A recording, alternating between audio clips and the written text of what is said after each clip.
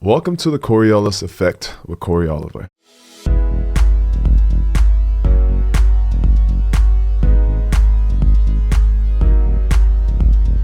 Hi guys, I'm Cory Oliver. Thanks for watching the Coriolis Effect. Please hit the subscribe button below, and we hope you like this episode. Hi guys, we wanted to announce that like many podcasters, we just started a Patreon account. Visit our page at patreon.com/the Coriolis Effect. We have 5 different levels of membership and offer early access to episodes, behind-the-scenes footage, bonus episodes, shoutouts, and much more, including personal phone calls, questions and answer sessions, and live chats with Bob and me. That's patreon.com/the Coriolis Effect. Good morning, Bob. Good morning, Cory. How are you? I was just thanking God for all of the things that I have. And interestingly enough, there's a saying that I think I hear and see.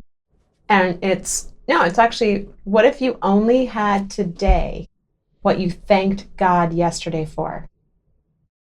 Okay, does that mean that if I today thank him for a bunch of new stuff, I get that stuff tomorrow? No, it means, whatever you don't thank him for, you lose? Well, I'm just saying, like, really think about it. If you only had today what you thanked God yesterday for. In other words, we as parents I'm so grateful when my child is grateful and thankful for what she has or what we've done or what we've, I'm not looking for accolades, but at the same time, you want your child to be grateful. And so I think that it's the overall intention of, what if you only had today what you thank God yesterday for? And so I go to bed at night and I literally go through like, thank you for my, That means God's upstairs taking score. Did she thank for this? Not She thanked me for You're her car? Totally I take that away from her. Context. Why do I even bring these things up with you? I don't know. I asked you it not was to my 100 natural times. intuition not to. Segueing into our next guest. Who is our guest? Victoria Whitfield. Whitfield. And she wrote a book called Natural Intuition. It's good. I read it, and there's a lot of basic principles in here that I do apply in my life. We have some of our thoughts are different. I don't believe in some of the things, but that's why I love this show, because we can have people on and we can talk and discuss and. But I honestly, it was a great read. My dad actually read it too, and it was very encouraging and inspiring. And so I'm excited to talk to her and see. Now, let me tell you my Victoria Whitfield story. Okay. So we were at dinner with friends, and the wife friend of ours requested that Irina take this course with her online. And she said it's like $97.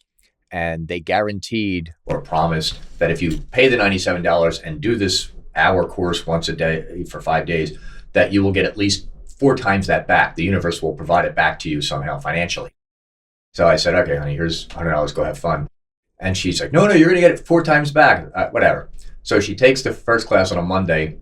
Tuesday, I get a call from a client I hadn't talked to in 10 years who had never paid all of his bill. And he said, I was thinking about you. Actually, it was a text. I was thinking about you, and I really feel bad that I didn't pay your bill, so I'm going to send you $500 this month, and I'm going to send you money every other month. And I called Irina right away and said, whoever you're talking to, she has mystical powers. She's a witch, a good witch, but they have good witches. Yeah. But somehow this worked, because I hadn't talked to that guy in 10 years. And the day after she took the first class, he called me up and said, that is pretty crazy. Yeah. Huh.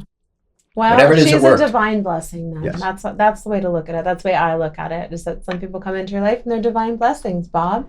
And then the fight You're was... welcome. In my mind, when Irina said, I'll give it to you 4 times back, I thought she was going to give me back $400. But now she's saying, oh, no, you already got the money back. I said, well, I already earned that money 10 years ago. So now our argument is whether that $500 counts as the money she was supposed to pay back times 4. And I lost that fight. You know what my answer is. I said, yeah. What is it? That I'm going to go with Irina. Yeah. I know. Yes. Ding, ding, ding, ding, ding. I'm going to go with Irina. But anyway, I look forward to talking to her today. So if you always go with Irina, so when we're in bed at night, and she's on her phone. Right there. No, stop right there. When she's on her phone and the light on her phone and the TV's loud and I can't sleep, and I'm saying, turn it off, I need to get to sleep. Am I wrong or is she wrong? I'm literally going to go with Irina. Okay, so it's okay to put the phone on in the bed, even though I have to sleep. Okay, so I'm going with Irina. That makes it okay when I put the phone on the bed and she says no. I'm going with you. Can't do that. That's identity politics, and we don't do that. Oh, gosh. What? That's identity politics. I believe whatever the other person says is right because of who they are. First of all, I don't get in the middle of the husband and wife thing. I'm always going to side with Irina. And that's how I've What been if she's taught. wrong? I'm sorry. I'm just sorry. But she never really is. That's true. But what if the one time ever happens that she is wrong? You'll never know. You know, I might All not right. be here. So Victoria Whitfield's coming on. Yeah. See you in a few. Okay. Everyone has faced the problem of what gift to choose. What to give yourself when you sit at home. What to give your friend or parents. What to give your wife or husband. And what to give your children or colleague at work. Wooden Puzzles by Unidragon solves this problem. Why do people love Unidragon puzzles so much? Each puzzle piece has its own unique shape. They are interesting for adults and children. Each puzzle is packed in a premium wooden gift box. New puzzles are released every month, and all puzzles are incredibly designed with colorful images. You're looking for a gift with a wow effect. Unidragon Puzzle solves this problem by offering a novelty gift with that wow effect. Your friend, parent, wife, husband, children, or colleague at work will absolutely love this gift. Unidragon puzzles are unique, stunningly beautiful, fun for everyone, and look great when hung on the wall. Use promo code EFFECT10, that's EFFECT10, for a 10% discount up through October 1, 2021. Again, that's EFFECT10 for a 10% discount. With dozens of styles to choose from, order your Unidragon puzzle today. We want to take a minute and talk to you about ExpressVPN. Most people don't know that your internet provider, many websites, and even apps collect all of your data and then sell it to whoever's willing to pay for it. They know what websites you visited, what products you've bought, what products you looked at and did not buy, and some people can even copy your passwords and usernames and then access your private accounts. ExpressVPN encrypts all of your data and sends it from their servers, so no one knows where you are. With ExpressVPN, people may think you're in Bangladesh when you're really in Chicago. They would think you're in South America when you're really in Detroit. ExpressVPN protects you from hackers who try to steal your information, and also from spies who try to use your data for their own nefarious purposes. ExpressVPN also allows you unrestricted access to all parts of the internet. How does it work? ExpressVPN uses the best-in-class encryption. Whenever you are connected to ExpressVPN, every piece of data going in and out of your devices goes through a securely encrypted tunnel and cannot be seen. Not by the government, not by hackers, not by your internet service provider, not even by ExpressVPN. ExpressVPN also employs IP masking. Every device has a unique IP address, which can be traced back to you. When you use ExpressVPN, your connection gets routed through one of their 3,000 plus servers, hiding your real IP address and replacing it with one of their own. This allows you to browse the web truly anonymously. With servers in 94 different countries, you have a wide variety of places you can choose to appear from.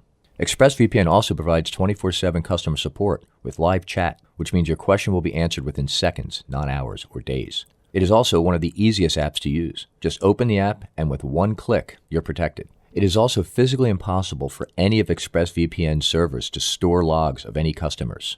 And ExpressVPN is a top-rated VPN provider, rated #1 by CNET, The Verge, Wired, TechRadar, and many more.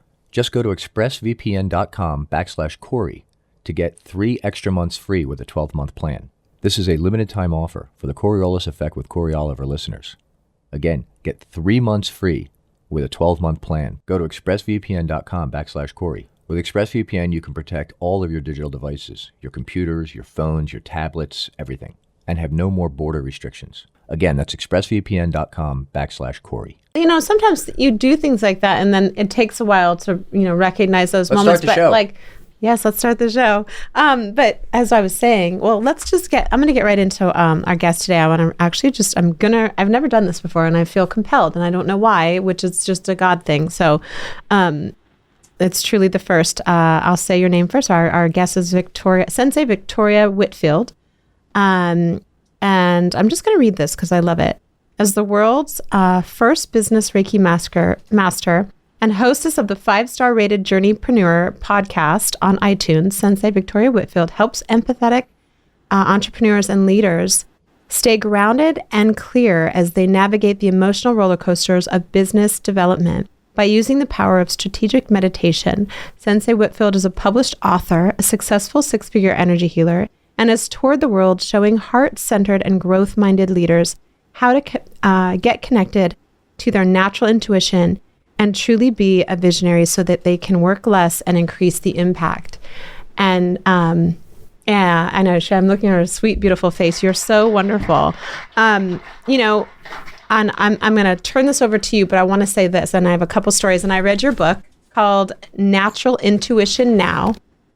It's a great read. Not only did I read it, but my dad hijacked it from me as well. And I said, do not remove my stickies.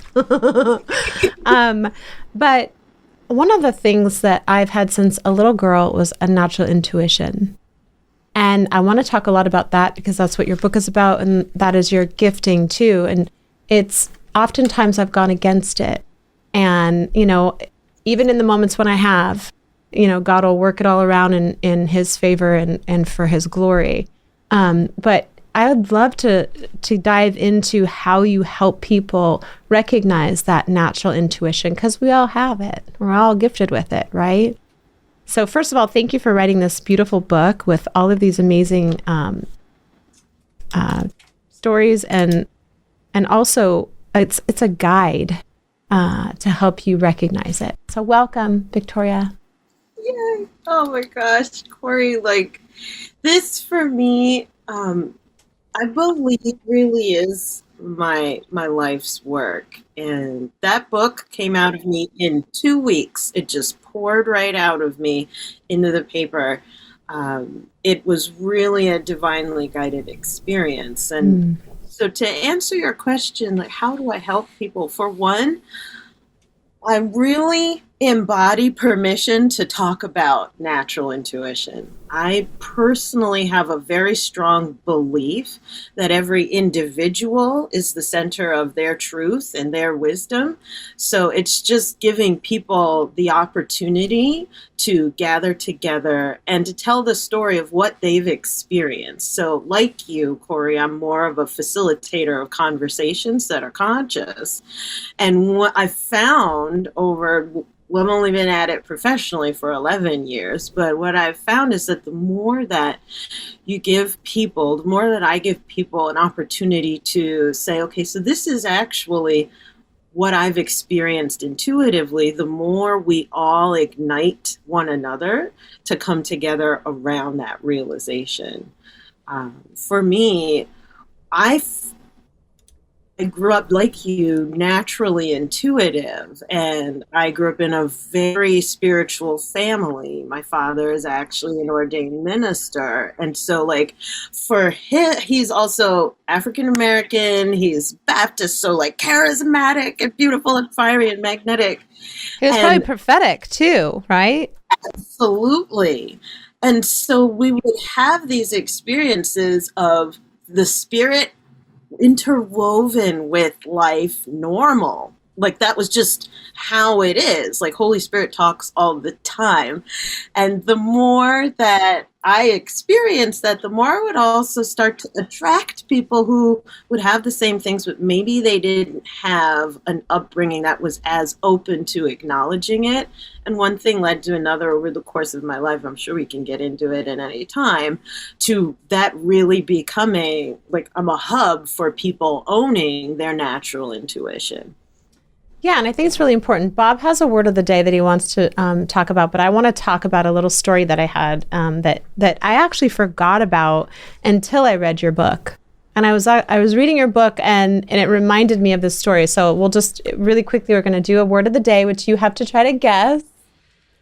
And all right, so this is a fear. It's a phobia, and I'm going to play it for you twice. I'm going to say it. I'm going to spell it. You have to guess what the fear is of what the fear is of.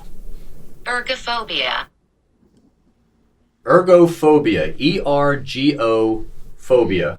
Ergophobia. Is the fear of. Gosh, the only thing I could think of is in conversations I've heard someone use the term ergo as a therefore. So for me, I would only think ergophobia is the fear of drawing a conclusion. And that's as best I could do. I have no idea. Nope, sorry. I don't know. Ergo Is Latin for, ergo. I think, ergonomics. Oh, I don't know. And I'll give you a hint. It always relates to the guest. guest. You got to take a guess. The fear of faith? The fear of... Fear of shapes? The fear of alignment? I don't know. The fear of work. The fear of work. Oh, that's so funny. Ergo. Okay, ergo. I got you, Bob. Okay, so let's talk about this book because I have all these stickies that I was like reading it going, oh yeah, oh yeah, oh yeah. And really quickly, I'll just tell you a really quick story because it relates to on page 4 of your book. You've got to get this book. It's just it's a great read. And like you said, it got downloaded to you. And thank you for putting your thoughts and your words to paper because a lot of us get that and we don't necessarily and can't find the time or whatever, but you did it. And I'm grateful. I years ago was in Toys R Us and I walked in, I was going to pick up a bike for my daughter and I was at the service center and they were bringing it up and I saw this woman come in and she was panicked, frantic, crying, sobbing. And she says to the person at the service center, can you check the lost and found? Somebody, to see if somebody handed in my wedding ring. I took it off in the parking lot and my husband's going to kill me. This is the second one I've lost. And no, truly, this is true. And I'm standing there and I'm like, I don't know what propelled me, but I literally looked at her and I said, it's in the parking lot. And I don't do the reading people or anything like that, but it was like every ounce in my gut was like, oh, it's in the parking lot. And she looked at me kind of funny. And then they were bringing up my bike for my daughter. And by the time they had brought it up in this big box, I walked outside. She's still outside looking for this ring and her car is parked next to mine. And I said, oh, you haven't found it yet? And she says, no. And she's just panicked. And I said, well, where were you parked? And she looks at me and she goes, I was parked right in your spot. And so I got on my hands and knees and I looked underneath the car and I kid you not, Lord, as my witness, the ring is on the inside of my back right tire. Did you run over it? It was on the inside. And I said, oh, here it is. And she looked at me. I actually couldn't even believe it myself. Because when I had said it in the store, it was with every ounce and fiber of my existence that I knew and was convicted that it was in the parking lot. Little did I know that I had parked right over it. But how do you not believe in mystical powers? Well, it's not that I don't believe in mystical powers. I believe in God and the Holy Spirit, and maybe that's part of it. But I know that there are times that a lot of us go and don't even listen to our gut. And I call it the check in your spirit for my daughter. I try to teach her, listen to the check in your spirit because it will guide you. And she put it on it. She couldn't, to this day, I wish I had her number because we both couldn't believe it. But to you and to your point, those things happen a lot to us if we, that veil is lifted and we have eyes to see and ears to hear, 100%. It's literally just a permission because this is our default setting as human beings to be able to communicate energetically. It's kind of like your eyes. Your eyes have retinas that register light waves. We're constantly in a sea of light waves all around us, but the fact that you have retinas gives you the ability to pick up on light waves and reinterpret them into colors, shapes, images, etc.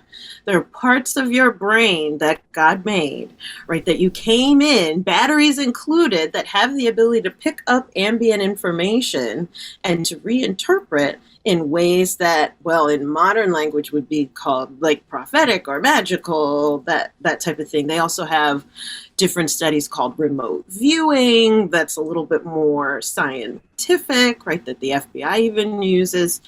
But this is normal, like your ability to hear that still small voice is absolutely natural. And I'm so, like, that, for me, like, you would think that, I teach on meditation, stuff like that would be like, no, I am in a constant state of awe. I love it. That's amazing, Cory.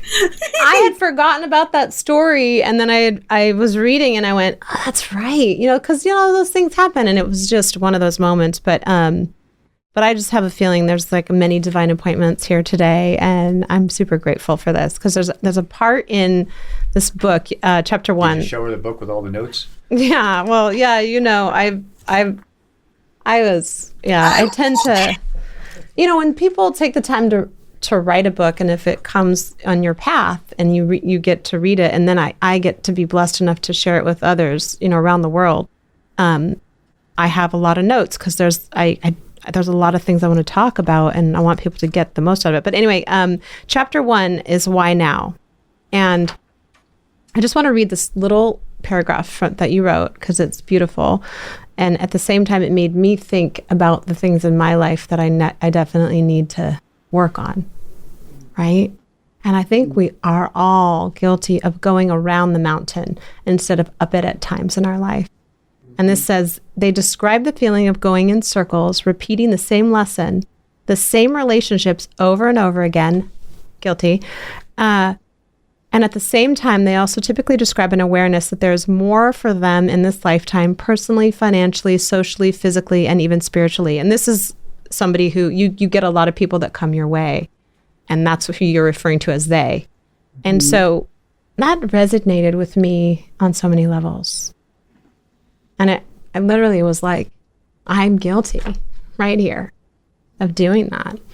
Probably, over and over. And it's not to say that it's not good to get those lessons, but tell me, how do you respond to those people when they say that to you, when they come to you and, are hurting, right? Well, the first thing that I do is I tune. So I would love to say that I have a response tree prepared of how to deal with people. But no, what I love is being in the moment and listening to what is the whisper from spirit in that moment in that person's story.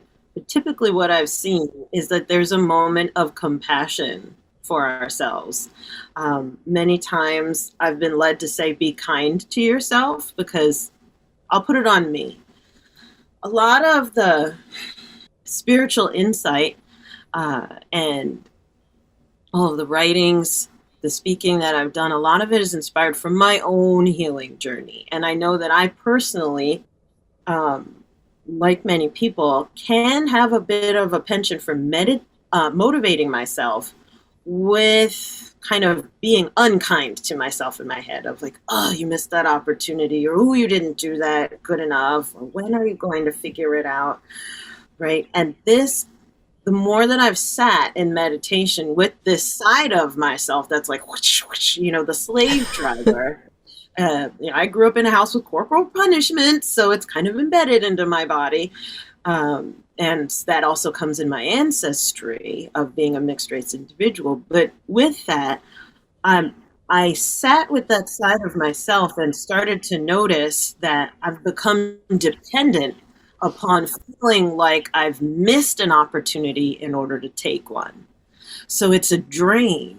Like I've become dependent upon draining myself in order to focus, in order to be more effective, right? Or to think that I'm headed in the right direction in my life. So when I say be kind to yourself, it was first a mantra of love to really be a balm and a healing for my own heart.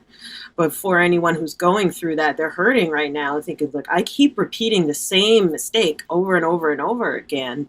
I would definitely come from this spirit of don't let that feeling of missed opportunities and you not being perfect be your motivator. Like, don't motivate yourself through unkindness, but instead try and tune in to something else. Is there more for you in the journey that you've been coming around? Maybe God and your angels, maybe your higher self has you coming around the bottom of the mountain because you don't have to go to the top. Like, let me be clear. My angels are working overtime. Yeah. They're on overtime. They're like, Cory, can we just take a day off maybe? Yeah, I mean, I think, no, that's good. That's really good. We have all been guilty of doing the same thing over and over. And, what do they say? The definition of insanity is making the same mistake over and over and expecting a different result. But not that we are insane. We are not. But I guess it's maybe I hadn't learned the lesson yet. I don't know. That part spoke to me.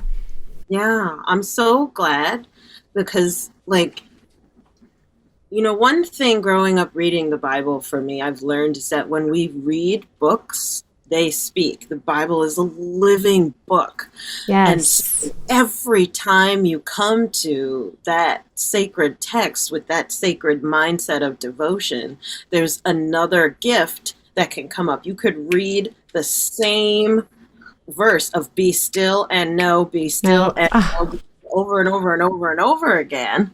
And for every situation that you come to that, it could mean something sacred and unique with that part of your life, with what you're going through on that day or in that hour or at that moment. The more that you come back to different texts with a living heart and a living spirit, the more they speak through you. And I see, Mama, this is resonating. Like, well, here's the thing.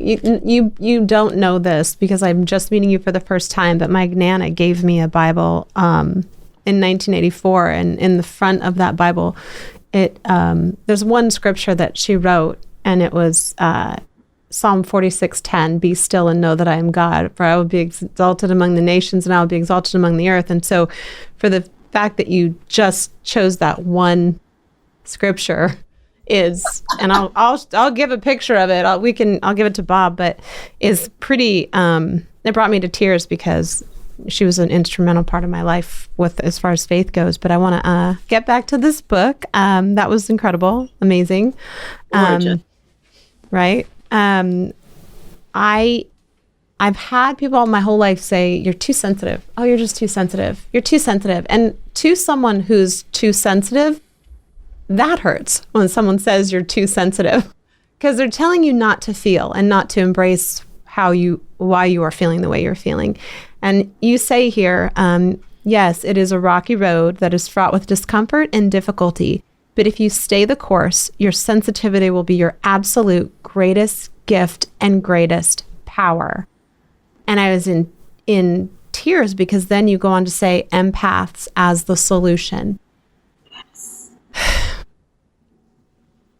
I love that. Like, there's no words, Victoria. From the bottom, it was like permission. Go ahead. This is from the bottom of my heart. I just want to thank you for reading the words. And you're bringing me back into the moment of channeling this book. And even though that was years ago when I penned them, I still, from the bottom of my heart, am in total alignment. Chills, by the way, head to toe, of absolutely your sensitivity is your superpower. Absolutely, it is the solution. Earth needs our help. We need each other's help. Yeah. And if we can't listen, if we aren't able to tune into the still small voice of what's left unsaid, the still small voice of the pain that may be in the room or in someone else, the still small voice of our children, of our animals, if we can't tune into that, how can we really occupy this earth in a really powerful and grounded way? I feel so strongly about our sensitive-hearted people out there that it's... Yeah, thank you. I'm inspired by Spirit to say that sensitivity can be dangerous to the untrained eye because it's not something that can be controlled. So it is receiving a feeling or allowing the overflow of emotion. You're allowing in another person's heart to connect to yours. You can't control that. That's the opposite. It's a power of opening and allowing yourself to be a receiver, maybe of whatever Spirit wants to tell you is coming through that other person. But to the untrained eye, that opening and allowing is vulnerability. And Webster's dictionary, I don't know if I agree with this, but it defines vulnerability as open to attack in particular. But I would suggest that opening is not just to attack, but it's just opening to receive, to take in more. So that misguided understanding around sensitivity, I stand against 100%. Yeah. Yeah. Oh, yeah. No. And I think that that's where you know, can sometimes subject yourself to the wrong relationships, or, you know, and that's where I think, like, I'll say the Toys R Us story was, it's like God uses some of those moments to, it's almost like an exercise, I guess, if you will, to kind of, you know, it's like parents. We want to see if our children are listening. I have a daughter, and we want to see if they're listening, right? And if they are paying attention and taking direction. And that's the same thing I liken it to with God, because he's done it so many times in my life where, you know, even my stepdad would say to me, never sell yourself short. Listen to your gut. It's pretty strong, Cory. It's pretty strong, you know, and I always hear those words. But going on, because I have lots to cover in this book. And by the way, it's really it's a great read, and it's like 60 quick read. It's 62 pages, but it's packed with punch. And there are the book here has 6 natural arts of, and I loved this. The natural art of listening, very hard for some of us, right, Bob? I'm sorry, what are you saying?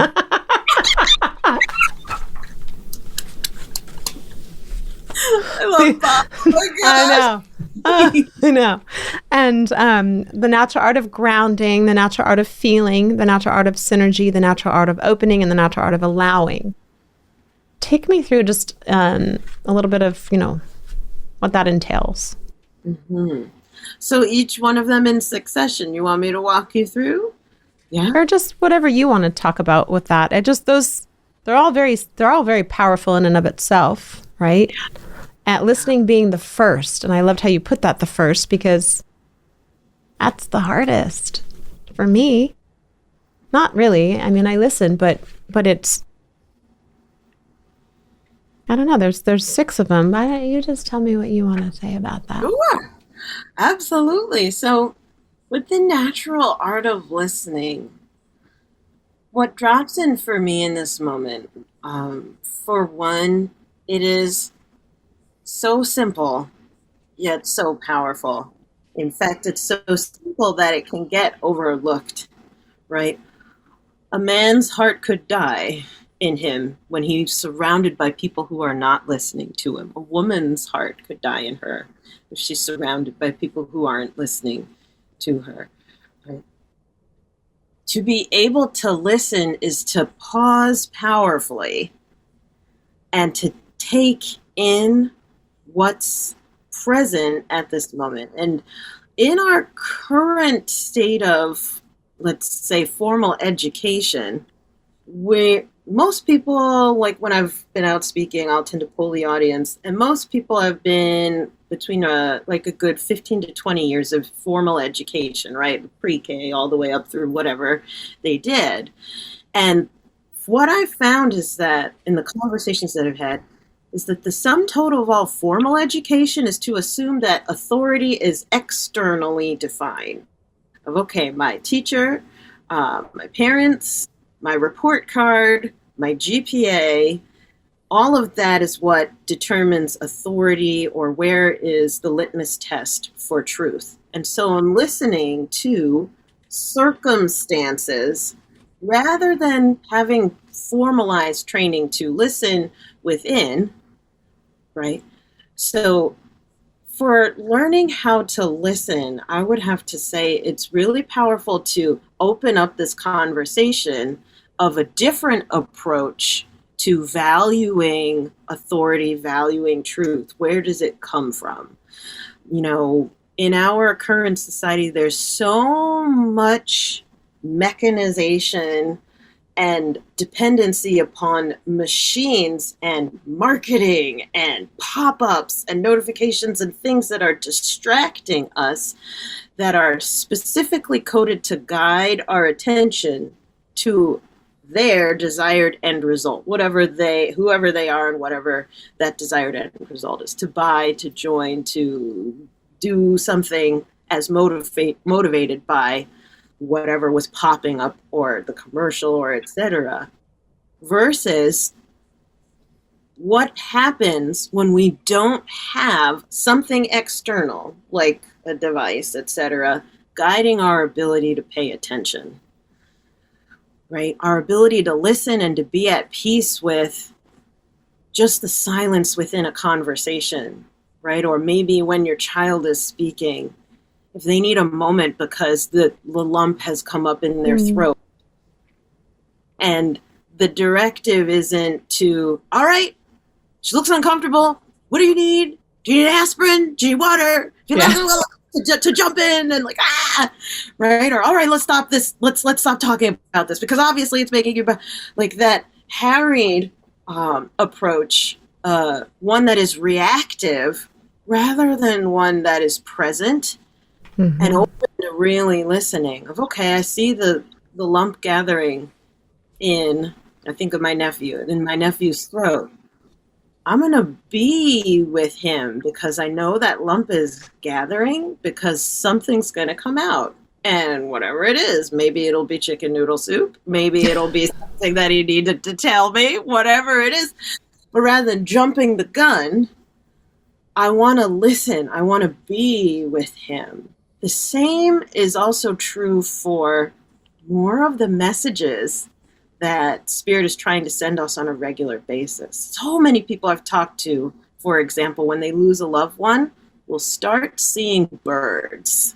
Birds, blue jays, cardinals will land on the branch to let them know grandmama's here, right? Or my husband is watching over me from above. Or, my child who passed away is with me. They'll start seeing birds, right? Or I know my mother, whenever she gets a wink from her angels, she always finds pennies. So she loves, she's always looking to listen to the signs that are coming her way. But that is being open to receiving more of the resource that we have right here and now is listening. But we're taught so much, not only by formalized education, but also the way I believe that our society is going with technological innovations becoming more and more and more intimate, that we're relying on our attention being grabbed rather than being open to listening. I find there's a difference.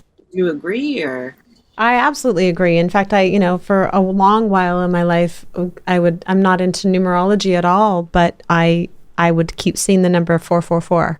So I looked it up and there was angel number 444 and I read it and I'm like, oh, this is what's really going on in my life. And currently there has not been a day in the last year and a half that I have not seen a white butterfly. Literally not one day.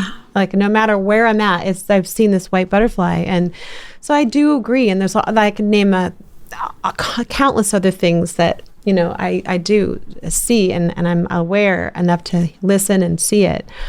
Another thing, though, that touched me in this book was, and there's a lot more, but you say that things don't happen to you, rather they happen for you. And if we can all understand that, then we take ourselves out of the victim mode and put ourselves in a more powerful spot that it actually, this actually happened for me, for my greater good or the greater good, right? 100%. Putting ourselves in an empowered mindset is everything. Right? It's part of becoming, I believe, a conscious adult, a conscious human, is really reclaiming our ability to co-create with reality. So the more that I think of the time in my life that I believed that things were happening to me, the more I would complain and the more powerless I would feel. And the more I would attract people who would see that, unfortunately, as an opportunity of okay, so she's not really aware of this situation. So for one, I've had some unfortunate events happen in my life where people have done disappointed or stolen from me because I was I'm orienting to more of a victim mentality and allowing that. Whereas on the other hand, I've also seen where I'm blaming, and people will swoop in to be the martyr, or even I will find someone personally, mirroring, of course, find someone who's blaming, and I'll swoop in to be the martyr. And what do I mean by swooping in to be the martyr? Of, okay, I saved the day, I fixed it for you. Why aren't you happy? Right. Well, you did this fixing to me, and it's not the way that I wanted it, or all of this stuff. Or mirror back. I'm in the role of like, I'm whining about things not being the way that I want, and I'm not aware that these things are happening for me, that there are opportunities. So when people come in and they try to fix it, I feel even more of a loss of control of, why didn't you let me figure this out? Or why did you do it that way? You did it wrong. Like, it becomes one misunderstanding after another. And I thank God for my mentors, because I didn't come up with that. I wrote it in the book, right? But I thank God for my spiritual mentors over the years. One of them taught me to see the difference between things happening to you versus happening for you, especially when I was working on trauma healing. That was so powerful. Oh, yeah. Well, I want to say, because right after you say that, this is the really important part, which is to your point that you just made. And I'll read this paragraph. This is where it says, basically, things don't happen to you. They actually happens for you. This is where life becomes more magical, because it implies that there is some divine order or intelligence orchestrating these synchronicities for you that is intimately aware of you and involved in your life. And it goes on to say, and in fact, once you pick up on this subtle truth, you'll see that it is so pressingly important to look for and listen for the synchronicities in everyday life, which is what we were talking about. Because as you observe them, you get precious clues and insights how the path of your life is unfolding, which we were just talking about. Those little clues. It's a journey. It really is. And there's these gems along the way, albeit a butterfly or a bird, or, they're like these beautiful gems, and hearing that and seeing that is such a blessing. Anyway, that really resonated with me. I love it. In the Wizard of Oz, like, if you think of the Wizard of Oz as an example of a journey, it wouldn't really be much of a story if if Dorothy landed in the other world, and when she saw the scarecrow in a situation, she just kept walking. Or when she saw the lion in a situation himself, if she just kept walking, it wouldn't be much of a story. Instead, okay, this being is having a situation. I'm going to get involved. I'm going to ask questions. I'm going to ask him his name, right? Being responsive and receptive really made the journey that much more rich. And she made, the wonderful friends, as well as received the guidance and support needed to make it all the way to Oz and then back home.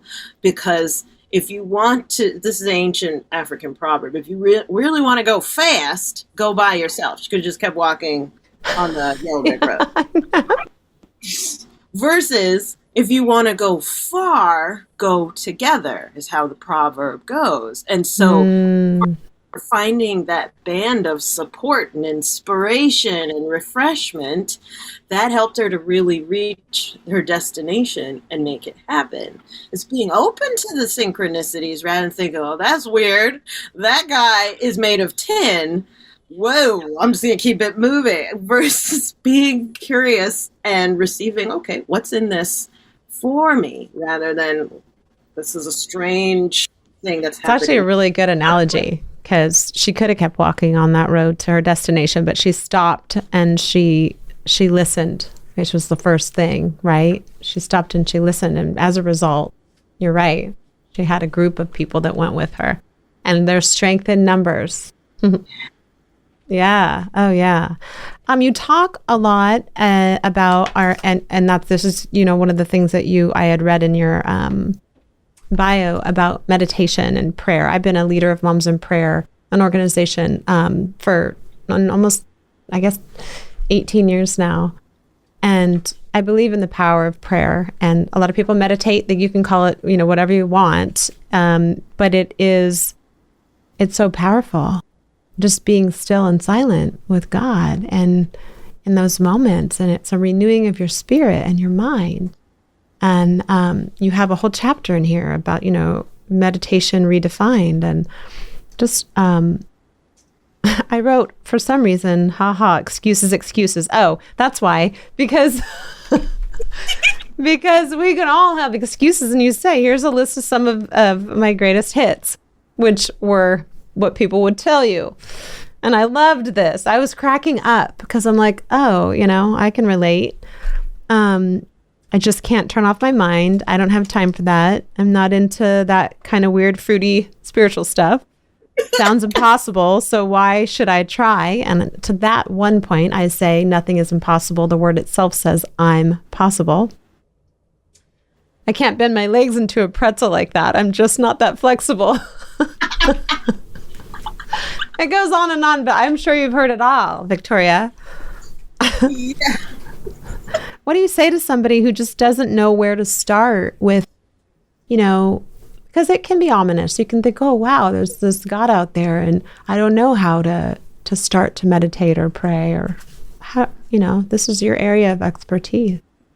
Totally. So where I would suggest to start, well, for one, that's why I provide a definition of what is meditation. It's the practice of relaxed focus. It's like an exercise where you are exercising to, let's say, build your bicep or define your tricep muscle. It's a repeated series of movements and forms that are specifically with a goal in mind of refining and tuning into that part of your body. Meditation is like an exercise, but the muscle that we're working out is your ability to be relaxed and focused, not just like, woo, like Adderall focused, like I'm crazy, hopped up to get focused, but instead, this state of, I got this, comes from a regular meditation or prayer practice. And so for anyone who's beginning, one thing that I've shared, especially when I'm speaking in corporate, because in corporate is where I find my most beginners, is it doesn't have to take long. You just need to be clear. It doesn't have to take long. It could be literally 3 breaths. It doesn't have to take long, right? If you are breathing deeply with the intent to relax so that you can focus, you just meditated. Hooray! Mm-hmm.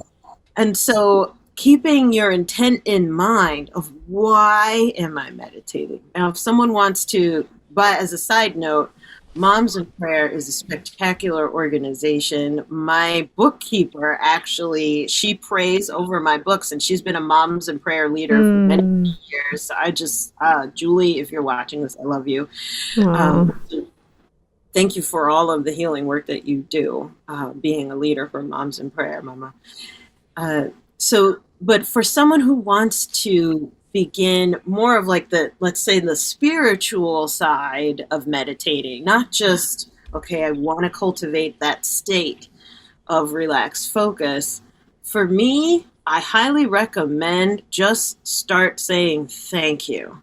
Well, okay. Bob? Yes. Bob. Yes. Did you hear what she just said? I did. No, you don't understand, because I just did a pre-show before this. And that is what I did not know you were going to say that. I did not, did I? No, you did not. You've got to be freaked out right yes. now. I literally was like, I've never done that before either. And I said, I literally said, I think every night, what if, I said, this is going on your pre-show, by the way. We just taped it. I say every night, Victoria, I think to myself, what if you only had today what you thanked God yesterday for? And we went through this whole thing. And I said, what if he takes away everything you forget to thank him for? But my point is, you just said sometimes it's just as simple as saying thank you and being grateful and opening up that dialogue. I can't, Bob. Thank you, Bob, for introducing me to Victoria. You're because very welcome. I listen. That is the truth. We literally pre-tape our shows just the beginning, which is 3 to 5 minutes, and we just had this conversation. And I'm saying this because people have already listened to it, but No idea. And again, this is You're in shock. I am in perpetual shock, Bob. And No, the I'm reason saying why I'm Cory's here- in shock. If you look at her, she's like, the screen's not frozen. She's just in shock. Well, I blame you, Bob. Bob, I blame you. But why now? You and everybody else. Yeah, because this type of stuff happens all the time. You would think it's magic, or when we were on the phone, you're like, you are a witch. You are a magical witch. Like, Bob, That's right. Yeah. That's because you promised to give me 4 times my investment, and the day after Irina took the first class, somebody called me up 10 You years got later 5. and gave me 5 times the investment. Frickin' witch. I said frickin' witch. you're editing that out.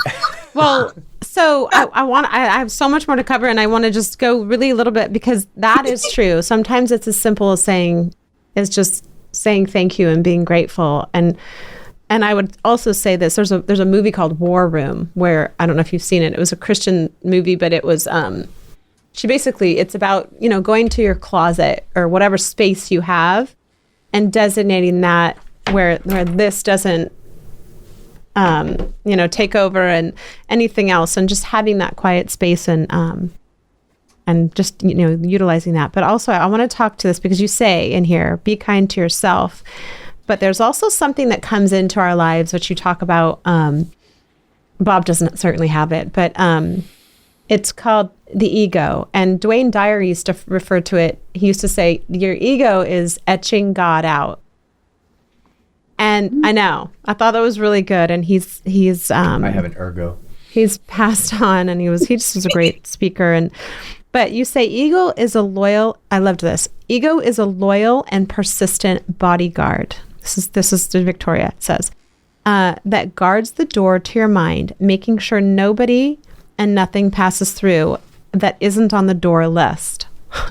And if something or someone new is trying to get in, he muscles them out, because that's his job. Mm-hmm. He's your protector, and he's good at his job. Wow. Deep. It is, because we all have it. And, the key is to get rid of it. No, ego protects you, and ego... Well, I don't It's a mean get necessary rid of part of your it psyche. completely, but it says here, it goes on to say, without meditation as a regular practice, ego continues defending the same old door list you first wrote years ago, the same way he always has. So it is important to maybe check your ego at the door, right? It's I don't know, it just resonated. It was a bodyguard. Such a great way to put it. Yeah. Well, just like Bob is your bodyguard here, and he does a great job of taking You don't know care the of. half of it. I'm sending you lots of love, Bob. Oh my Thank goodness. you, Victoria. He's a big fan of you. He really is. He talks a big talk. His egos talks a big talk, but he's actually a softie. Yeah. Yeah. But I'm gonna go with Irina. Yeah, I know. Yeah, oh my goodness. It's okay to have a big ego. Well, think of it this way. The same way that it's okay to have a big dog. I used to, God rest his soul, I used to have an 190-pound Rottweiler. Mm. He was Tretch. When he would stand on his back legs and put his paws down, he could put him on my shoulders and be taller than me. His head was about that big. He was a big boy.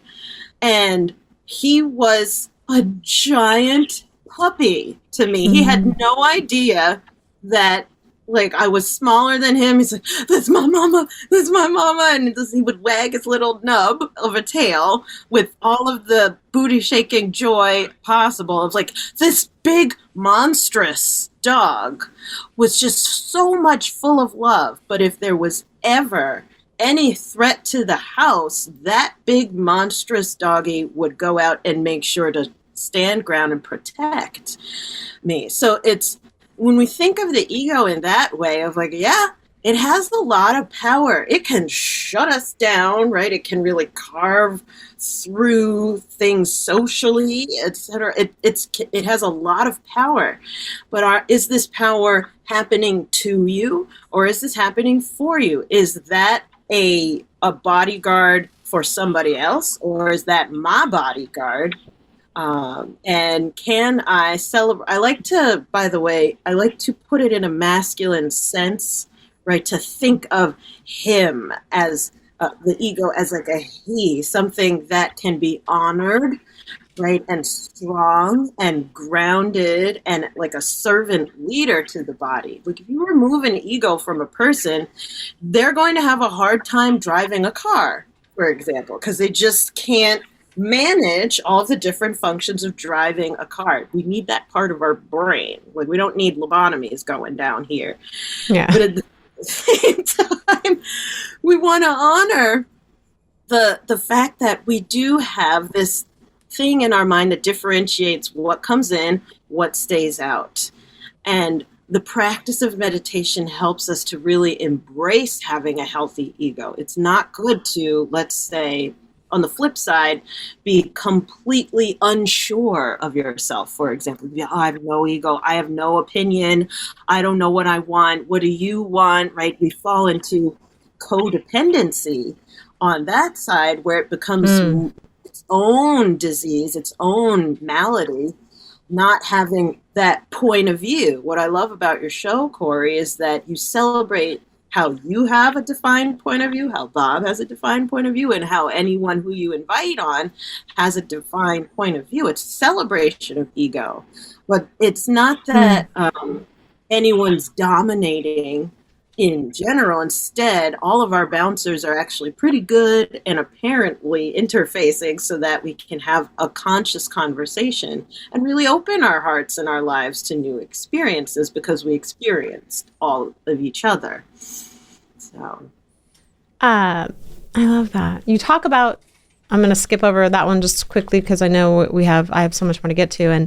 But you do talk about, I want to say this for anybody listening, if you get this book, go to the breathing part because it's very important to breathe.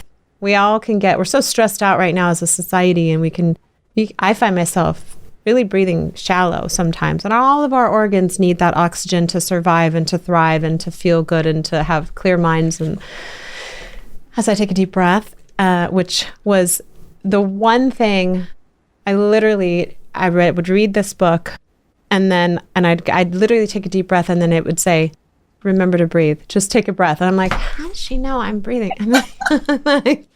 I really did instinctually, and I don't know what. And you say that in the beginning of the book, you said these words are going to be powerful and they're probably, I forget how you put it, but by the end of this book, I said to my dad, I feel like I just took like a 6-hour nap.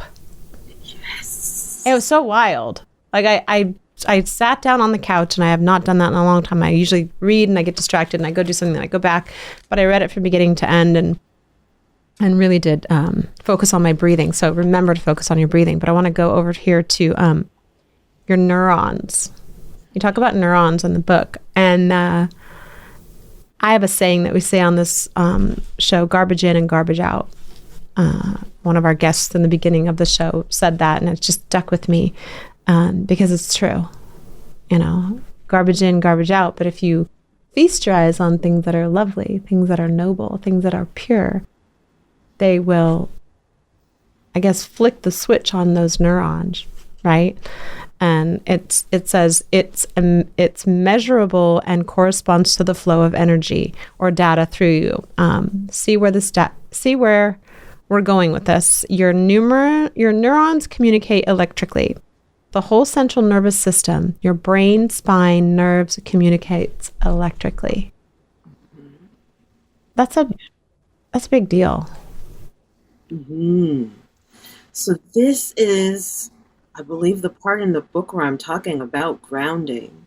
You're talking about grounding, but you're talking about, it says your system of meaning allows you to choose whether you're flooded with positive data or negative data.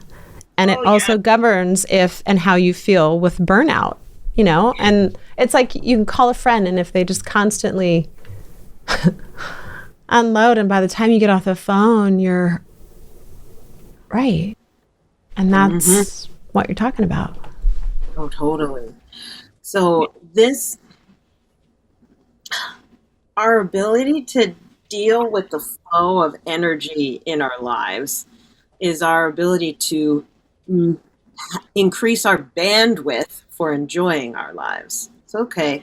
There's a lot of negativity. For example, that dumpy friend on the phone, or in my case, if I ever go out to a grocery store, I'm on the checkout line. You know, when I was a child, my dad left us. Who are you? I'm like, I don't know if it was my earrings or something that told you that I'm open to being dumped on, but I'm officially just trying to buy this broccoli. So with love, but with love there, some people are just looking for, okay, is someone open? Is someone open? People can sense it. And there are even some people who that's how they connect with one another, is through, can I dump on you and can you dump on me? Let's dump on each other. And that's our version of intimacy. And that your brain then receives all of that negative focus, for example, of all of the things that her man did. And all men are dogs. And just like my daddy was, and just like his dad, blah, blah, blah, blah. And so what happens, though, is that goes into your mind. And your mind has, your brain in particular, has a part called the reticular activating system, which is responsible for pattern recognition. So when, for example, if I say find blue, find blue, find blue, find blue, find blue, you'll find all of the different blue things in the environment because of your reticular activating system. So you have someone pouring into your ear in the phone, men are dogs, men are dogs, men are dogs, men are dogs. You're going to like see men as dogs, or you're going to have your dog and have a relationship with a dog instead of a man. Like, it's like, oh, I'm only going to have my fluffy with me, because human men can't be trusted. It shapes the behavior to focus on the negative, right? The Speaking of my spirit now. Remember when I was talking about going around that mountain?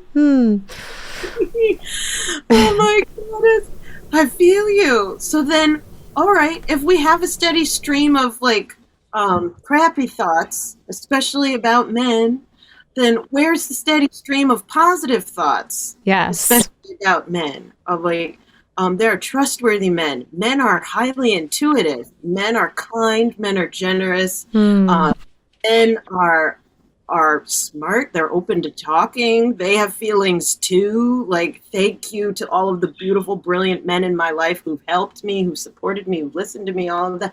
Like, where's the positive stream? Because your brain can also get into pattern recognition on that and attract more love in your life. So if some of your listeners, maybe they're looking to manifest more love in their life, they might want to really consume content or hang out with people who speak positively about the member of the sex that they're attracted to. So if you're only around your girlfriends that all hate men and men are dogs, you're not really helping the situation, because when a good man comes around with love and respect, you won't even be able to recognize them. Yeah, that's what you say. And it says, be careful with your words. And I've talked about this before, you know, that they're like a rudder that guide our ship, our tongue, right? And it says, if you can learn to look with love and positive expectation, actively generating these feelings can cause healing to literally materialize where illness was. That's pretty powerful. Your emotions are radiant broadcasts of the energy of your thoughts. So be careful. I have this underlined. Be careful, because if you are consistently thinking negative thoughts, such as trust no one, this is what you just said, the energy of those thoughts create momentum. Momentum being the key word, right? And then are broadcasted as negative emotions, such as anxiety, depression, and they can color the world around you with negativity. So you're right. It's the narrative that we change in our own mind.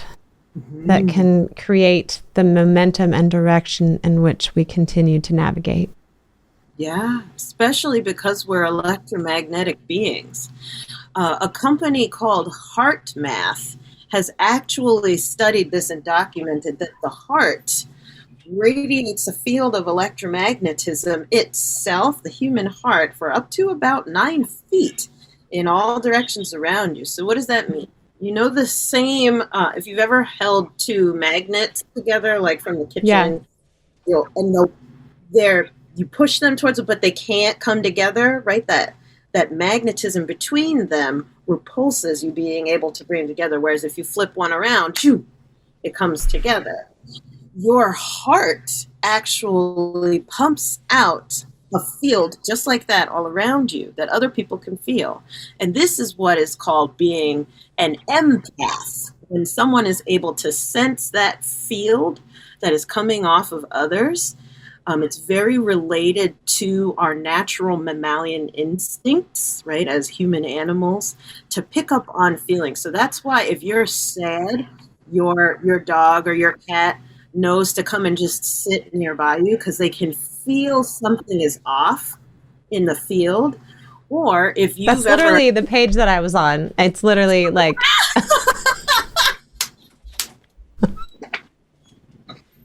I'm not kidding. I'm like, what?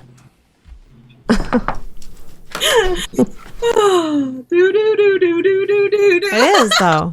The animals know this. That's where I was in the book. Amazing. They do. They are very, very connected. Yeah. And it's so natural. It's so natural. But the reason why I believe I was guided by Spirit to write that is to help educate people that you can actually control this. It's not just something that kind of happens. Well, until you know about it, it is something that just kind of happens randomly. But once you have knowledge is power, right? So the more that you're aware that you are pumping out that field of positivity or negativity, and as you were reading, Cory, that it then colors and affects your reality around you, you can then change your life because you're changing your frequency, you're changing your heart, your feelings, right? What you're putting out to the world. When you come with a spirit of love and inclusion like you are in your role here, Cory, you attract more of that versus when you come on my podcast, you got to do like, and this sense of, oh, we're going to be like shock, right? We have a shock value type podcast or something that's going to also attract people who are looking for a fight, right? Looking to be edgy. But instead, that what you put out, your heart has attracted to you so many. And I've been listening to your podcast, so many people who have amazing, heartfelt, positive stories to share. Yeah, it's a law of attraction, essentially. Yeah, it is. I love her. I want to touch on one more thing because I know we have to wrap up soon, but and I can't thank you enough for your time and just carving it out today for us. But this kind of blew my mind a little bit because it says the ancient Egyptians believed and taught that we have over 300 natural senses as opposed to just the 5 that we are taught about today. How can we access their wisdom without permission to believe they exist? And receive the information they transmit. I mean, we have to have more than just 5 senses. Yeah. Smell, taste, sight. I mean, 6th one. My 6th sense? Yeah. I do. I do. Well, it's that gut, that check in your spirit, that thing that, is so, I guess we'll just talk about that one for a moment because that's the one I've tried to teach my daughter. And to this day, she'll call me and she'll go, There was a big major subject that we were talking about the other day. And I said to her, tell me without any other influence, without mine, without your dad's, without any other influence, what does the check in your spirit say? And she said, I said, what is the percentage? And she said, it's 80-20 without trepidation. She didn't think about it. She said, it's 80-20. And I said, 80 what? And she said, 80 don't do it. And I was like, that's your answer. You don't even need to listen to me. Just listen to the gut and in the check in your spirit, right? Oh, you are such a wise woman. Yes. Well, wait, say that again. Bob didn't hear you. I cut out. Brilliant, I got lost in the cutting room floor. Do not edit this out. That's You know, it's funny, they'll never even hear you say edit this out. It's, oh, we're going to be edited out. Oh, come on. Well, it's important for people to recognize it, right? Yes. So here's the thing. Aristotle fooled everybody. Aristotle was who said we have 5 senses: sight, sound, taste, touch, smell. Okay, so if I have the ability to sense that this drink right here is cold, what sense is that? Is that sight, sound, taste, touch, or smell? There's another sense, a 6th sense, and it's not even the like check in with your spirit one. It's called thermoception of, oh, I can sense temperature. There's another one, proprioception, right? It's your 7th sense. This is the ability to tell that your head is above your feet. It's your ability to tell where your limbs are in relationship with one another. So Aristotle fooled everybody, right? A Greek philosopher cut us off from, I mean, I don't want to get too much into ancient history. 295 senses. But what was that? I said he cut us off at 295 senses. If there were 300 from the Greeks, yeah. Yeah. Yeah, and so you think of the libraries of Alexandria that were burnt in Egypt. How much did we know that was then lost to history? And then, all right, so who's left over? The people who burnt the library down said, oh, you have 5 senses. Meanwhile, now most experts agree that we have between 16 to 23, like just as in a medical sense of like a baseline, yeah. Yeah, exactly. And so there's so much more to being fully in this body and using the gifts that God gave you to really live at the level that God called you to. And the apple doesn't fall far from the tree. It's so true. Yeah. Well, I can't thank you enough for sharing your knowledge. And again, it's this book, Natural Intuition Now. Up-level your life by awakening your innate spiritual senses. And you have a podcast called Journeypreneur podcast. Yeah, I love that name, Journeypreneur. And I have 2 more questions, and then we'll let you go. Although I could go on and on. 3 words that describe you.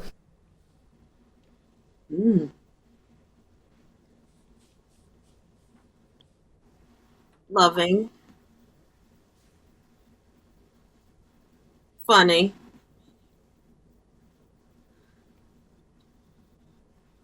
Connected.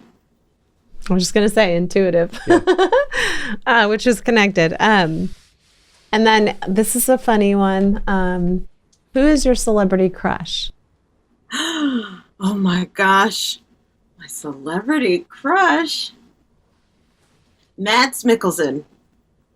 Mads Mikkelsen. Who is Mads Mikkelsen? So, oh my gosh, he played in the Avengers movies. Who was in the Avengers? He was the bad guy. I remember, or was it in the...